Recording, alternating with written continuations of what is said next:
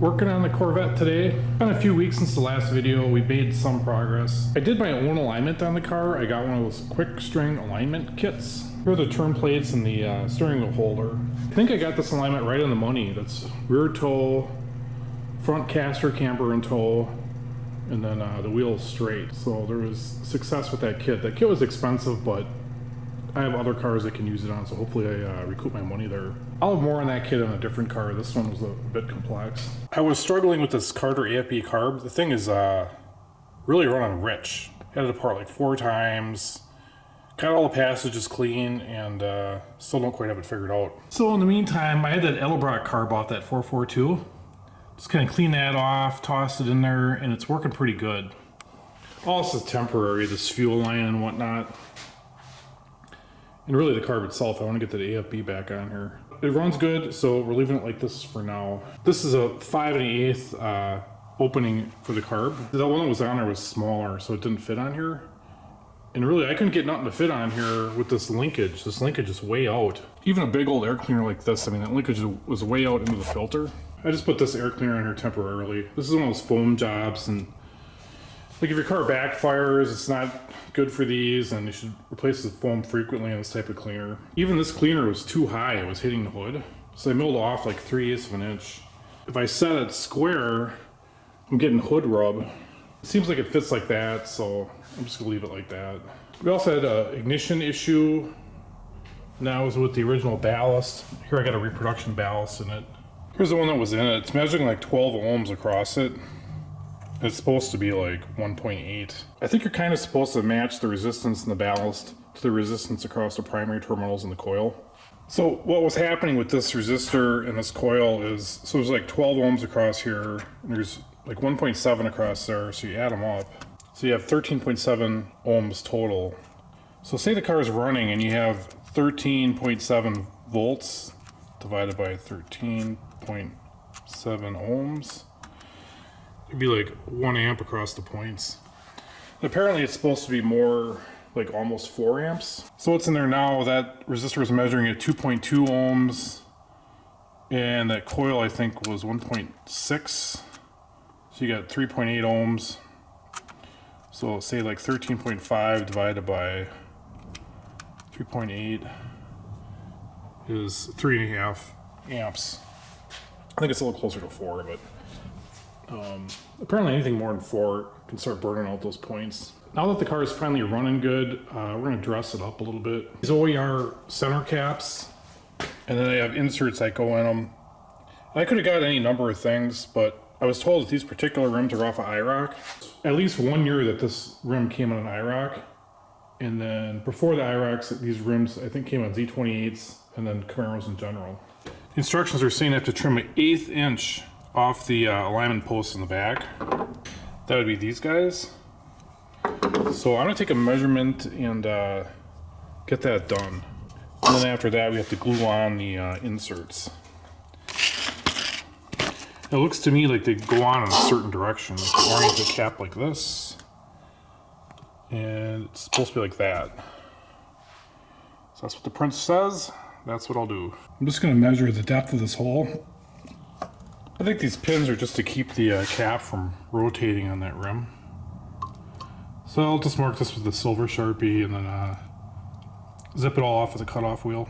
I'm gonna take the silver on all these. Without a doubt, more than 1/8 needs to come off of there. I could scuff the surface of those center caps, but I really don't want to raise any high spots. I'm just gonna leave it alone and see if this works. If they start coming off, I'll do it then.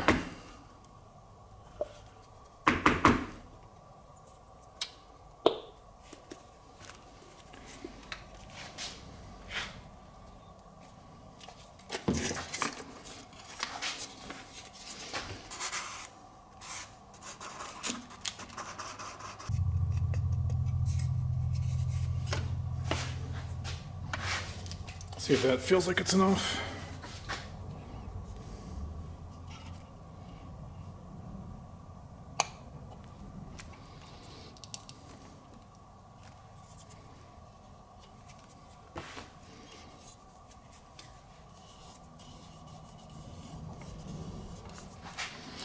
So I'm basically just going to do them all like that. And hopefully I don't come flying out on the road, otherwise I'll have to buy some more. So this car came with all these emblems. I think 2 of these were on it and the other 2 were just with the car. So I took tester's paint and a toothpick. Just dab paint in here until they're looking good. This red, the color wasn't quite right, so I mixed a little bit of blue with the red. And then did a couple coats with no primer. So we'll see how that holds up. Touched up the Stingray too. This was on with no speed nuts. So I have a package of speed nuts somewhere, and I'm gonna see if I can get my hand up in there and get at least a couple of them on. All right, I got my nuts fitted up. I wouldn't be surprised if I end up replacing this emblem. Emblems are back on it. Center caps with inserts are installed.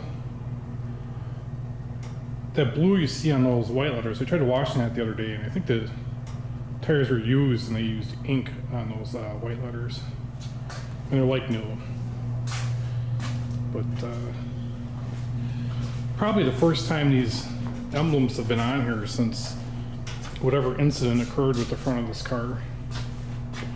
Turning my attention to the wheel. This wheel is a solid 16 inches across. So I got another wheel I'm going to try on here. I'm hoping the holes are drilled the same so it's still straight across with my alignment. I'm going to try this Licara job made by Locar. This wheel wasn't cheap. And they had cheaper ones that are kind of like repops of what's in there and they kind of look the same. But I wanted a steel center. I didn't want an aluminum center. Jump in the T8 here, we'll have a look at that steering wheel.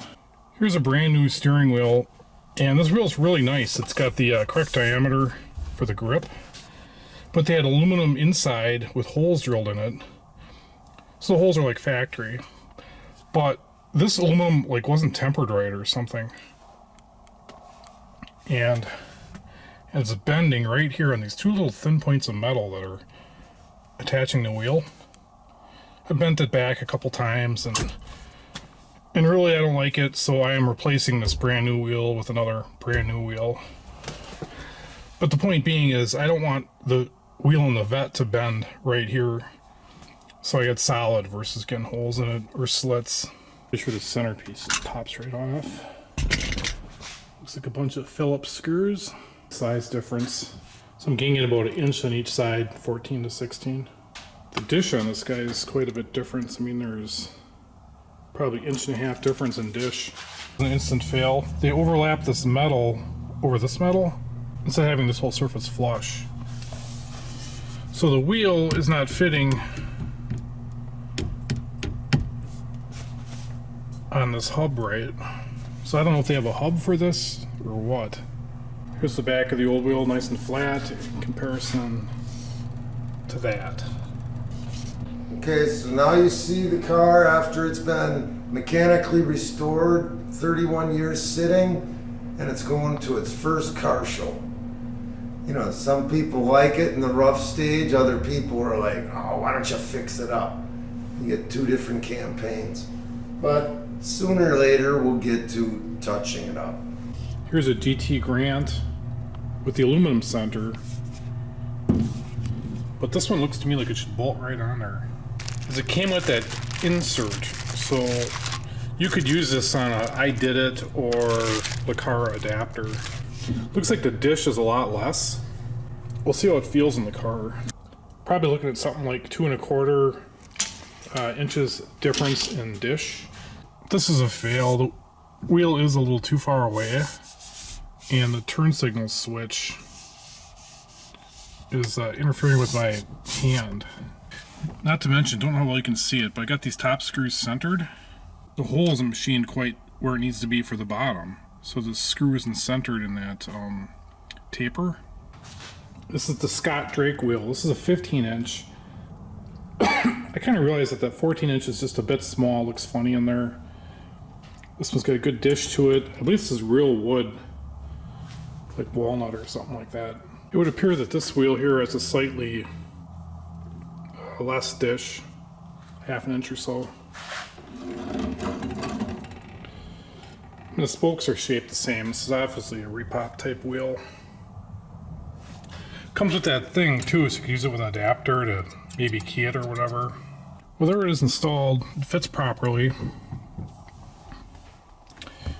I was having problems in first and second bringing my leg in to hit the brake. And now I have just enough room where my leg fits through there. It's a good looking wheel. One thing I don't like about it is it doesn't really have much girth to it. I'm reluctant to keep it. I mean, this is an expensive wheel. It helps with my leg in the door too. I mean, just a little bit more there. Next order of business is this here suspension stop. Now it's stuck out a ways and I had to grind it off because when I did an alignment on this, I had to toe this wheel in a little bit and then it was rubbing on that. So with them wider 7-inch rims, and I'm thinking that's about all this car can practically use is a 7-inch rim. Is in the 64, probably 63, this has to be trimmed off. It was sticking way out into the wheel well.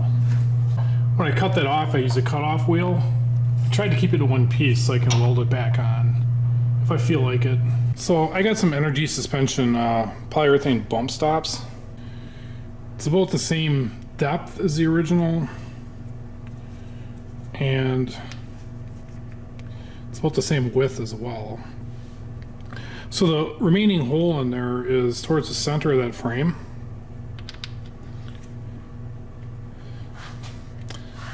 I'm gonna see if I can run a tap through there and this thread this into it.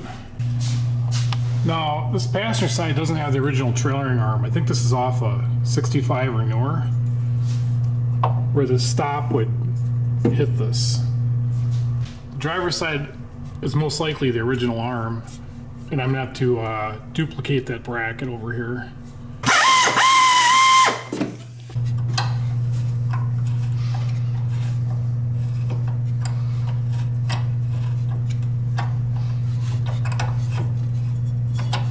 That's it for the tap.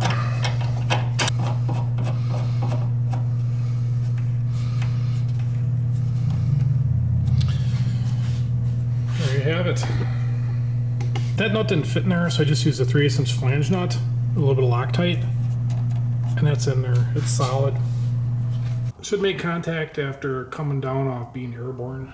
Measured the size of the top plate, and then I just added a chunk on for the rolled flange. I'll probably completely weld this. Dress these pieces up a little bit, and then get them tacked on there. This had to be trimmed up so the U-joint doesn't interfere with it. And then I notched it like the original. There it is, all welded in. I mean, it looks pretty similar to that one. A little bit different, but you'd have to look twice. I believe that's the last thing I had to do for the 7-inch rim modification on the car. So you get the bump stop up on this side too.